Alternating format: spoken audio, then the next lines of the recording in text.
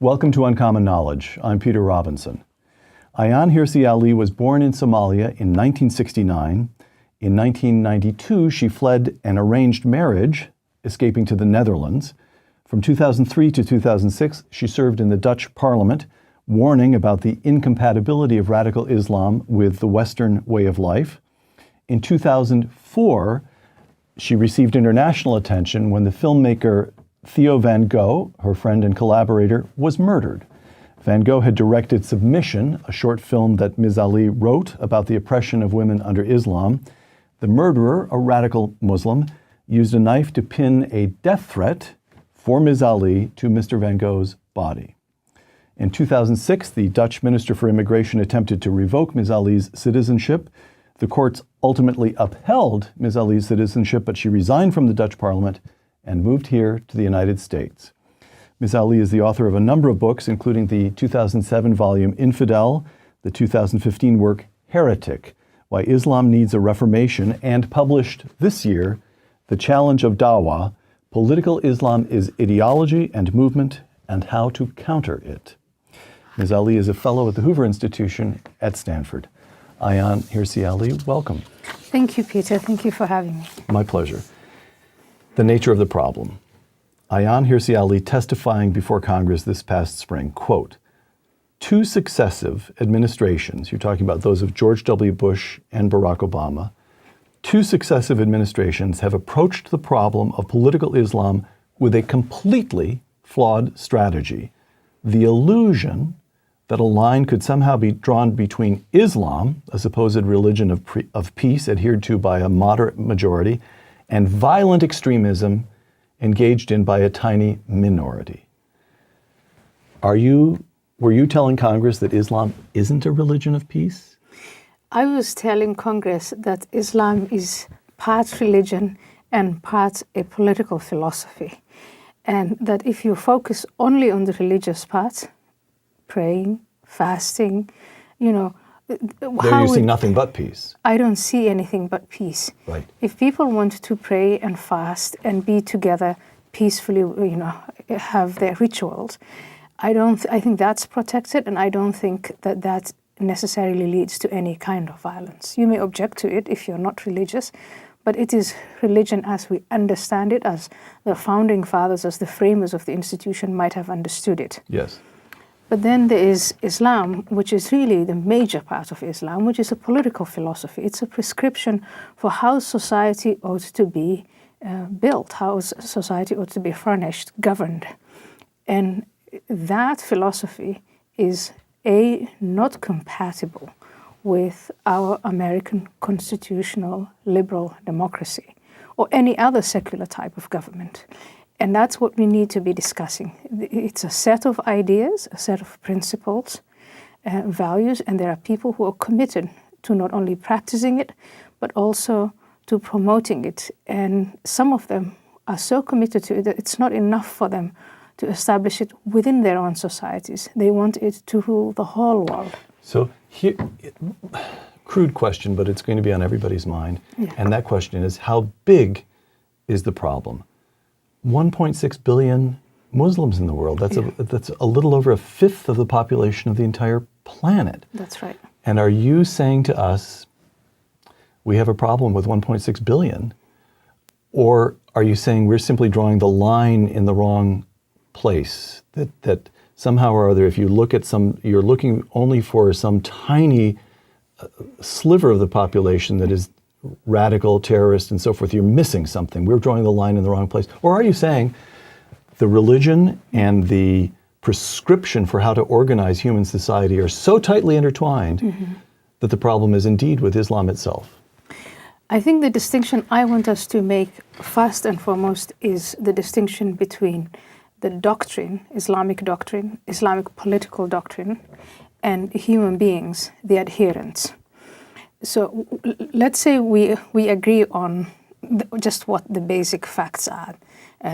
The Prophet Muhammad founded a religion that then he later, 10 years into the religion, he developed into a political doctrine, and that evolved over time. There were conquests. Islam was an empire, and it's the doctrine that governed that empire. On the one hand. On the other hand, there are the human beings. There are the 1.5 or 1.6 billion people out there. And one Muslim varies from another. There is a great deal of diversity. There is diversity of geography, diversity of language, of gender, of income, of age. There is a great deal of diversity among Muslims. The most important one to us is there are some Muslims who, when they look at Islam, they just choose what is religious about it. Mm-hmm. Again, the praying, the fasting, the community, or the communal rituals. And you're saying... and then there are Muslims who say, no, that's not enough. It's not enough to be Muslim in the religious sense only. You have to accept and abide and practice and promote Islam also in its political sense. And it's that group. I don't know how big they are. But in terms of drawing lines, I think that's where we need to start. I see. All right. So let me... You write in The Challenge of Dawa, your testimony before Congress, your book Heretic, calling for a reformation of Islam. You're, of course, aware of the whole history of Islam, but you're talking about the present moment and what the West, the United States in particular, needs to do. However, let me ask you to address the history for a moment. And the argument of which you're well aware runs simply as follows. Mm-hmm. It takes a moment to set this up, but it's an important question. Islam emerges in the Arabian Peninsula in the 7th century. And within a century, it has swept across North Africa, which had been substantially Christian. In other words, there is a conquest that takes place. Yes. And by the middle of the 8th century, they're as far north as central France. We have the Battle of Tours. And for 7 centuries, Islam holds most of what we call Spain today. And then in the 16th century, they conquer Constantinople, and a couple of decades later, the world of Islam is prevented from dominating the Mediterranean only because the wind happens to favor the Venetian fleet at the Battle of Lepanto. Yeah. And then we have, as recently as 1683, Muslim armies lay siege to Vienna. That's the one that is so striking to me. 1683 is 20 years after, a little more than 20 years after the Pilgrims landed at Plymouth Rock. Yeah. And Islam is still attempting to invade Central Europe. Yeah. Okay. So the argument would run. And don't forget India, don't forget parts of Asia, don't forget Africa. Okay. So all right, you not only grant the argument, you're heightening it, so to speak. Yes, yes. And the argument would run, thank you very much for attempting to reassure us. But truly we need to be wide awake. This really is a clash of civilizations. And there is something within Islam which has demonstrated for all 14 centuries an animus, an aggressiveness toward the West. The problem is Islam itself. How do you deal with that argument? I think, again, you have to go to the political blueprint. If you take the American founding fathers, it's about 200 and something years old. It's a relatively young philosophy. Oh, I see. Yep. Yeah. By comparison with Islam, it's young. Yes. Yeah. Yes. Even if you take classical liberalism, these are relatively young ideas. And then even younger, you get to communism and all the rest of it. So if you think of Islam as a political philosophy, it's really one of the oldest ideas, one of the oldest governing principles. It's not Western. It is not as organized, and it doesn't make logical sense to the Western mind, the Western mind of today. I think back then, if you read some of the works of, Gibbons and beyond that, they seemed to have understood what they were dealing with back then. But today, it seems to me that there are very few people in the West who really think that they understand the layeredness of Islam. That's why we need qualifiers like radical and extreme and fundamentalist. These are all words. This is a vocabulary that we use for Christianity and for Western phenomena that we then try to put on a different civilization. So I think first we have to acknowledge, yes, this is an old political philosophy. It's been around for a long time, and we don't understand it.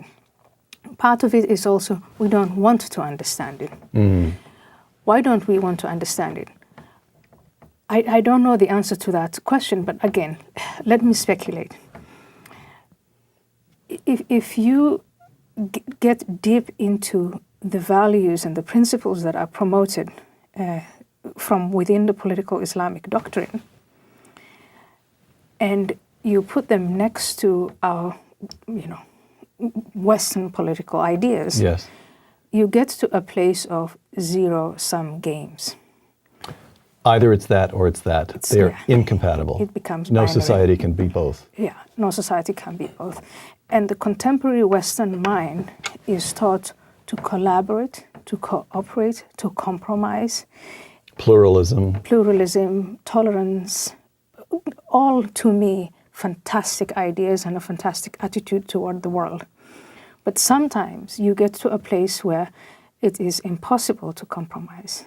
And I think deep down, the contemporary Western mind just, it's not that we don't get it, it's that when you get it, then what? Right. We don't want, all right, you made about 3 points that I want to follow up on. But first, you quote here in the Challenge of Dawa, and then you mentioned it again in your testimony before Congress. You quote Karl Popper. Karl Popper is middle 20th century philosopher, the man, a great defender of what he termed the open society. There's Popper, Hayek, a number of others, and Popper's this tremendously important intellectual figure for defending the West as it had evolved by the middle of the last century. Yeah. And Karl Popper believes in tolerance up to a point. Yes. Let me quote him. This is a passage that you footnoted, so I looked up the passage. He's writing in 1945, and clearly he has in mind fascism and communism. But here's what Popper writes. As long as we, Westerners, as long as we can counter intolerant philosophies by rational argument and keep them in check by public opinion, suppression would certainly be unwise. But we should claim the right to suppress them if necessary, even by force. Yeah. We should claim that any movement preaching intolerance places itself outside the law, and we should consider incitement to intolerance and persecution as criminal, in the same way as we should consider incitement to murder or kidnapping or to the revival of the slave trade as criminal. Close quote. So here you have this paradox that in order to sustain a tolerant society, you need to draw very sharp lines around it and say this inside, as much tolerance as we can manage, but there are lines, and outside we claim the right to suppress the intolerant. Now, that is extremely strong language. And there were people even at the time who thought that was going a little far toward communism, for example. Do you want to amend this language in any way as a statement of principle for the way we ought to deal with Islam? Because the tightness of religious belief and political theory, it's so closely intertwined with a fundamental outlook on man's relation to God. Do you want to amend? Do you want to soften it, or do you want to let Popper stand as a kind of guiding principle for us? I would like to let Popper stand. And again, I'm glad you mentioned 1945, 1947. We're just coming out of the Second World War. In the West, we've just been confronted with an ideology that was impossible to compromise with. And if you remember the early days, the conversations between Chamberlain and Churchill, Chamberlain thought that he could talk some sense into Hitler. He thought he could negotiate. He thought peace in our time. Peace in our times. Appeasement would work. So that was the softening of the language. That was the softening of the attitude toward, you see this evil. You really think it just can't be true. This man must want something other than just go down a path that could possibly destroy all of us. And this is part of the pattern that I take it as you identify. Even as in those days, confronting Hitler, Chamberlain, the people the appeasement crowd, they thought, oh yes, he talks that way, but he doesn't really believe it. Likewise, during the Cold War, much of the left said, oh, no, that the communist stuff, that's just rhetoric. Actually, they're just a great power. They want their own sphere of influence. They want a little economic growth. They don't really believe it. And you argue that we're making much the same mistake, that the radical Islamists, those who are those who propose the political Islam, Yeah. they really believe it. They really believe it, and here they demonstrate it. They teach their children. They sacrifice the lives of their children. What is more valuable to one than their own children? So they sacrifice the lives and the futures of their own children. They sacrifice their own careers. There are men, I mean, the big famous example is Bin Laden, but he's not the only one, who were born into privilege, financial privilege, in that context, clan and tribal privilege. I mean, their families are well respected and honored, they're princes. And they set all that aside. They go to some hellhole in Afghanistan, and they start promoting these ideas with absolutely everything that they have, everything in them. I can't think of a better illustration, a better demonstration of conviction than that kind of conviction. And it trickles down. It trickles down to the man who takes a van after he's thought all things through to run people over, knowing he's going to kill these people, but that he runs the risk of being shot by the police. That is a clear demonstration of conviction.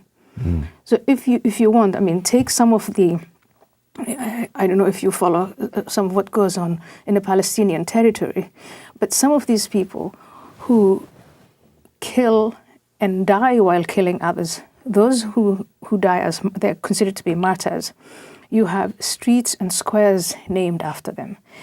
They are seen within the community of radical Muslims as heroes.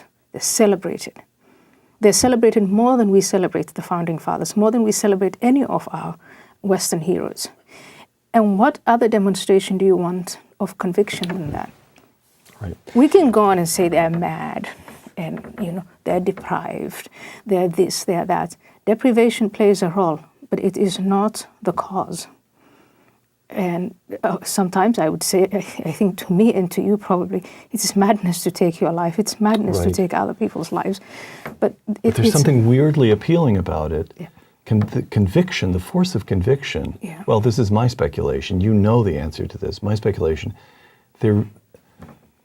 Why do we see radicalization of Muslims in the suburbs of Paris? Yeah. Well, here's the question. Why is it that young men, overwhelmingly men, in the last year or 2 years, left countries in the West, including a few from this country, but many from France, many from Germany, some from Britain, to go fight with ISIS, who were clearly leading. These are not people who were showering, they were at risk, they were dangerous, they were but there's something about the purity of conviction that just does exercise an appeal. We are built to respond to belief. To belief, to something higher than yourself. And Karl Popper describes in The Open Society and Its Enemies, he describes that, you know, in his criticism of Popper and his criticism of Hegel, he describes how this transcendence of, you know, the human being subjected to being an instrument in this higher goal. Right. Islam does that, but even better, because it's to God. It's a religious, you see, Plato's argument, Hegel's arguments were all secular, they were man-made. You know, those who were convinced to go on that path had to, they had to be persuaded, but here it's the ultimate power. It's God. Right. Yeah. The challenge of Dawa. Yeah, and I criticize Popper for jumping, for skipping Muhammad. He goes from Plato to Hegel, and in between, he forgets Muhammad. And I think to a certain degree, my criticism is it's so, you know, a lot of people say some of these thinkers, everything about them is centered in the West. Yes. So here's a critique of, you know, having ignored what's going on in other civilizations, in this case, in the Islamic civilization. Right. Yeah. Look, so the challenge of Dawa. Jihad is a word that we Americans have gotten to know since 9/11. Holy war. We're familiar with the term. But you're arguing that there's another term with which we really must become familiar. This is mandatory, not optional. And you've written this book about it, The Challenge of Dawa, which I'm sure I'm mispronouncing. Would you just, first of all, pronounce it correctly and then tell us what it means? Dawa is the way it's pronounced. And what it means is to plead or to call non-Muslims to Islam. This is in emulation of the founder of Islam, Muhammad, who's considered to be a prophet. In the first 10 years in Mecca, that's what he did. He called unbelievers, people who didn't believe him, and who believed in several gods, to abandon their gods, abandon their religions, and come to his. And then in the 10 years in Medina that followed, the call, the invitation, the persuasion, the use of language slowly transformed, maybe not so slowly, transformed into the use of force. So Dawa are all the steps that precede jihad. In fact, you should and could see jihad as an extension of Dawa. So when a non-Muslim is invited to come to Islam and refuses, then force is justified. But what the Dawa component does is it puts the Muslim believer who's engaged in it to try several different tools. One of the first requirements of Dawa is to learn as much as you can about the individuals and the community that you are trying to convert. Their strengths and their weaknesses, their beliefs, whatever it is that animates them, and then tailor the message to that. So it's not just it's not just persuading people to come to Dawa, but you have to come to Islam. But it's more than that. It is the strategy of marketing. It is the financials. It is the Islamization, or rather the taking over of those institutions. All of that is Dawa. But Dawa is more than that. It's also directed at the Muslim who's not so observant. People who identify as Muslims, but who completely neglect the political aspects of Islam. It's also directed at them. And that's really where it begins, because once you establish that vanguard, then you can use them as da'is. And a da'i is the individual. Right. Dawa is the concept. And you explained to Congress, and again in this book, that we're making a terrible mistake by looking at acts of violence in the Middle East and overlooking Dawa as it is taking place here in the United States itself. Let me quote your testimony. Dawa is to the Islamists of today what the long march through the institutions was to 20th century Marxists. Yeah. Explain that. The establishment of mosques, of Islamic centers that are paid for by governments like Saudi Arabia and Qatar to promote a belief system that is hostile and that is designed to replace the existing, our American system. That is that march. It is gradual. It is a march through the systems, through government, through the media, through education, through the family. And I'm not making these things up. No. What I've done is I've taken, and I really want to share this with your viewers, because we live in the information age. You can access all this information. You can get these Dawa manuals and just read for yourself how they set out their strategies, get into campuses, establish Muslim student associations. The Muslim student associations are then they're given tools and tactics to Islamize that particular institution. And it's the same for government, the same for media. And it's working. It's working because right now you cannot discuss political Islam. It's been made a taboo. A term, Islamophobia, has been invented that makes you, especially, I'm talking now to a white man, it uses your own vulnerabilities against you, because the minute you start to question their goals, their objectives, you're not having a conversation about those particular facts. We're going to have a conversation about your bigotry. Right. Because we live in a society now that values, I don't know what to say, claims that there can be no bigotry. Well, there's the constitutional claim of freedom of religion, right? Yeah. So let me quote your testimony before Congress yet again. The biggest challenge the United States faces in combating political Islam and you then do not say, is ISIS or terrorists. No. The biggest challenge is the extent to which agents of Dawa can exploit the constitutional and legal protections that guarantee American citizens freedom of religion and freedom of speech, freedoms that would, of course, be swept away if the Islamists achieve their goals. That's right. Well, that sounds like a nearly fatal vulnerability. Frankly, it sounds fatal. I'm hoping you'll tell me it's only nearly fatal.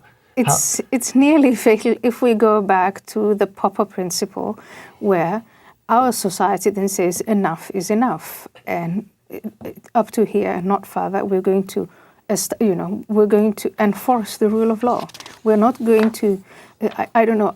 I think one of America's great judges said, well, the Constitution is not a suicidal pact. Not a suicide pact, exactly. It's not a suicide pact. And so the Constitution is not, these freedoms are not suicidal pacts, suicide pacts. And I think that's where we are at now, that maybe there are people inside America who feel that there's nothing to do about it. We have these freedoms and we're just going to be lethargic. And if what I'm saying is true, then let it just unfold, let it all take place.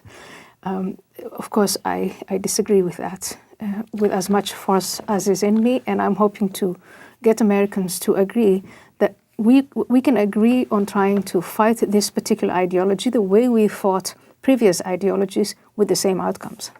And in the challenge of Dawa, and also in your testimony to Congress, you present about 12.5 specific policy proposals, starting points. Yeah.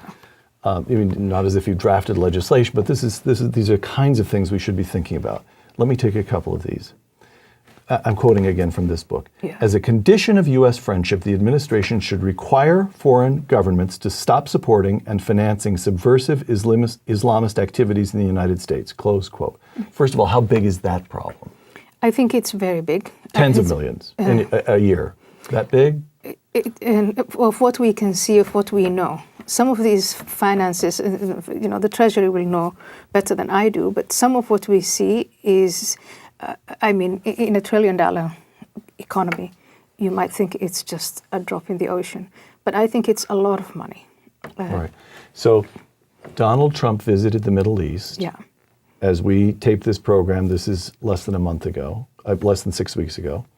And in Saudi Arabia itself, where he had not only the Saudi royal family, but leaders from 50 Muslim countries joined Trump and the Saudi royal family for this event.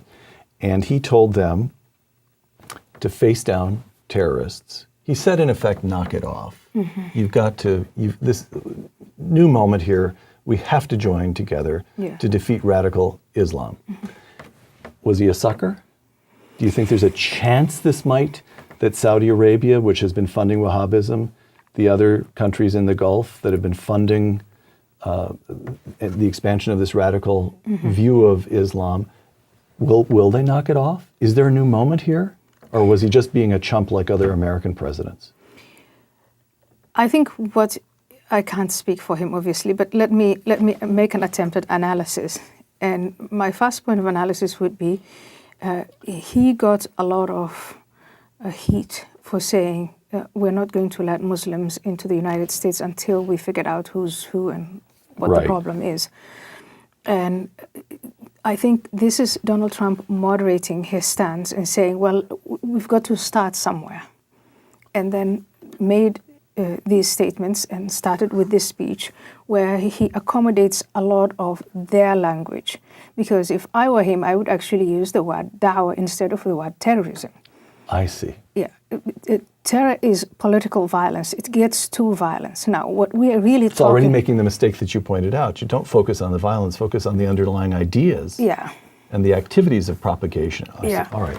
But if he stood there talking to the king of Saudi Arabia, and this is the crucible of Dawa, that would be a completely different conversation. And I don't think from a diplomatic perspective that that's the kind of conversation you want to have in public. Mm-hmm. I think behind closed doors, it would make a great deal of sense to use, the Trumpian language of explicitness and say, this is what it's the Dawa, it's the ideas and the ideology and the principles of Sharia, of jihad, of commanding rights and forbidding wrong. He'll have to get fluent in that himself first.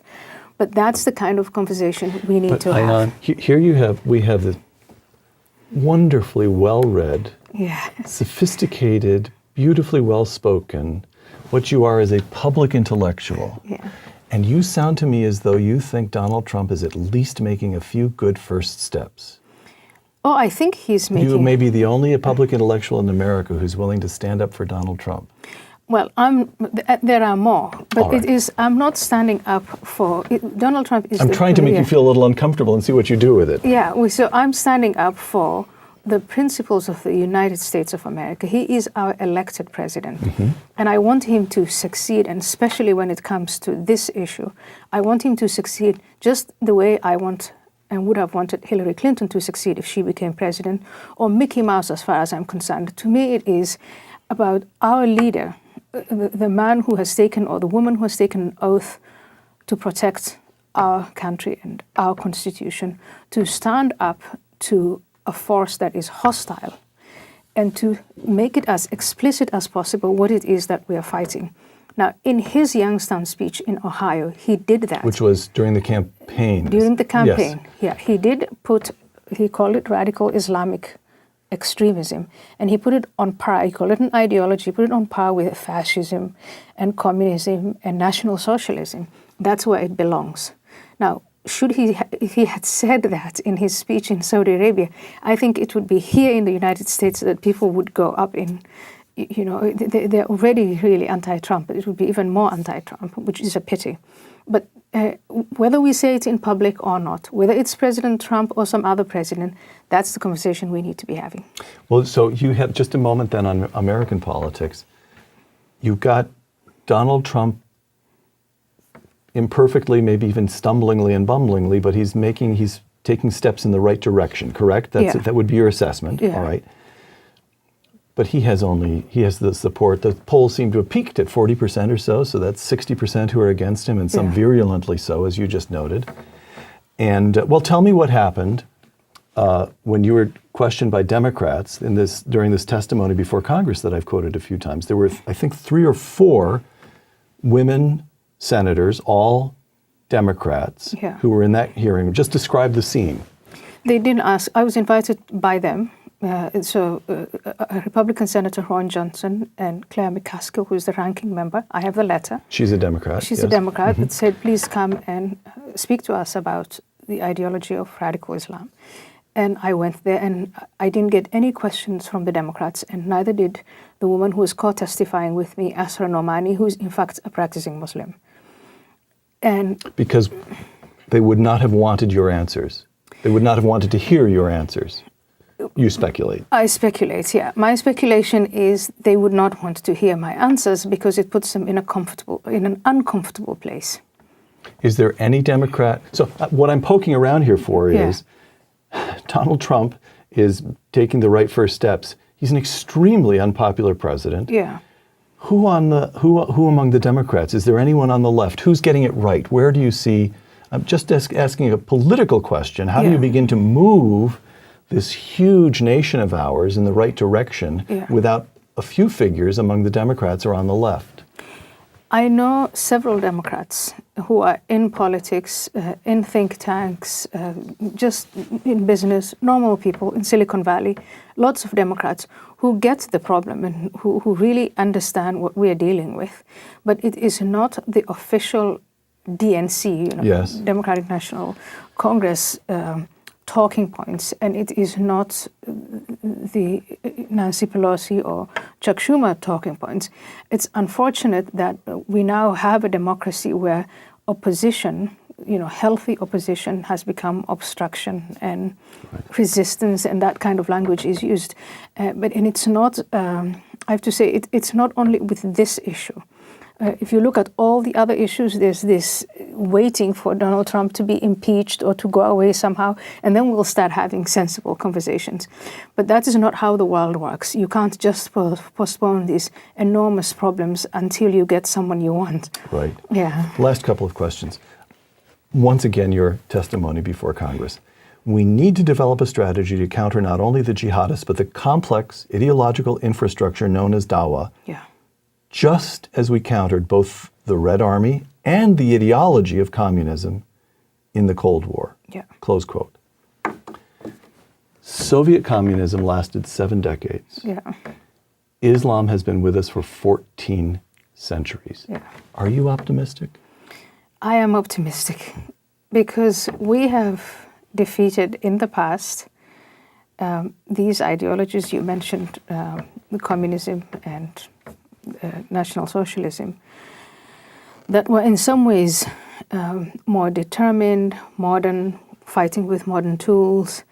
And Islam has been around for a very long time, but the jihadis, the political Islam of our day, buys weapons from us, takes innovation from us, needs us to destroy us. And so in some ways, I think we should be more optimistic because A, we've done it before.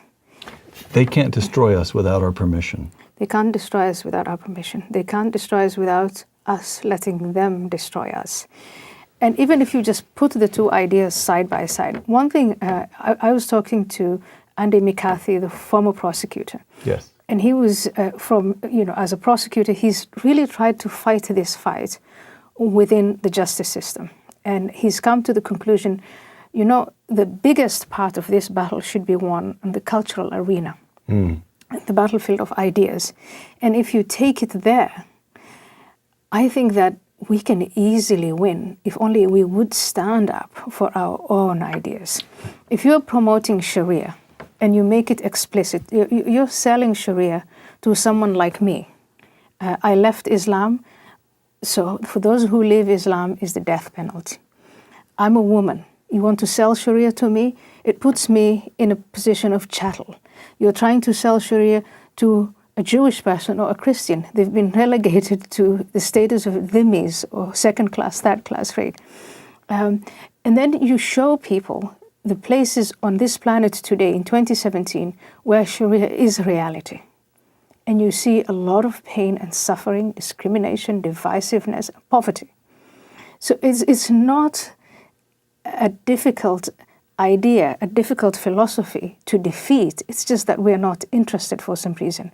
We don't get it yet. But once we get there, all of our ideas, and I know most people here today feel a sense of shame when they talk about Western civilization, but the ideas and principles of Western civilization, with all their weaknesses and with all their pathologies, are far superior to anything that Sharia has to offer. We shouldn't be embarrassed about saying that. That should be where we begin the conversation. Last question. This time I'm going to quote President Trump. This is Donald Trump speaking this month in Warsaw. Quote, "The fundamental question of our time is whether the West has the will to survive. Yeah. Do we have the confidence in our values to defend them at any cost? Do we have enough respect for our citizens to protect our borders?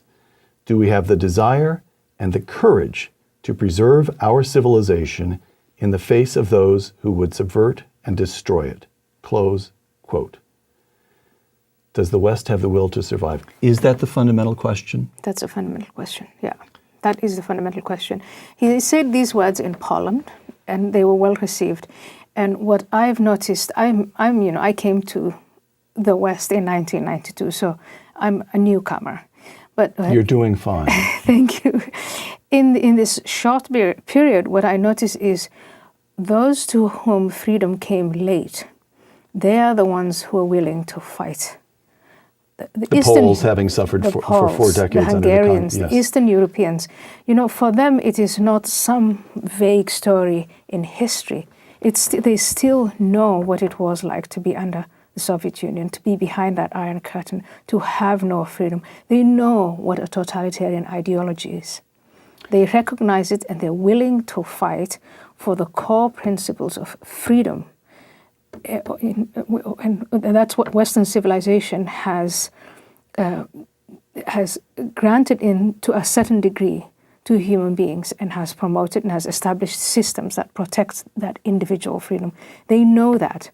The Northern Europeans, to some degree Americans, who have been free for so long that they don't know what freedom is anymore. They are the ones who are in this, I think, moral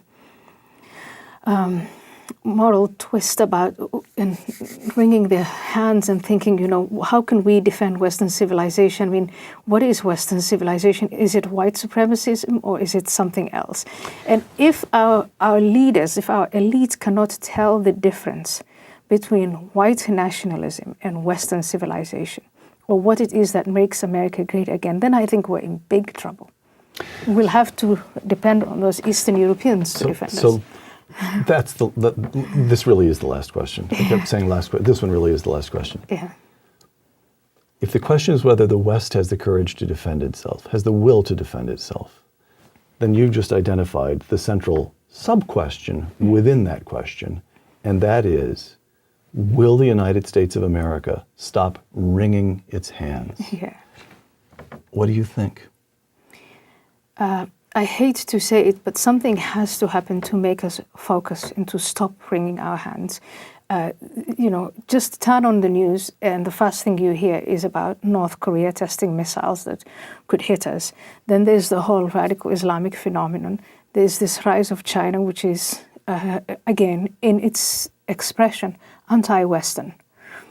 And looking at all of that, I think it is, I don't know, I feel a sense of urgency. I hope that you feel a sense of urgency, that we have something to defend. But unfortunately, something, and this is not my analysis, this is what I hear from other people. This is Americans first try all the bad options and they try all before, and then the very last one will be.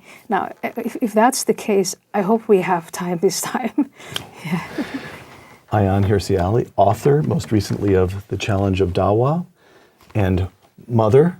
You're expecting your second child. Yeah. Thank you very much. Thank you very much. Thank you, Peter, for having me.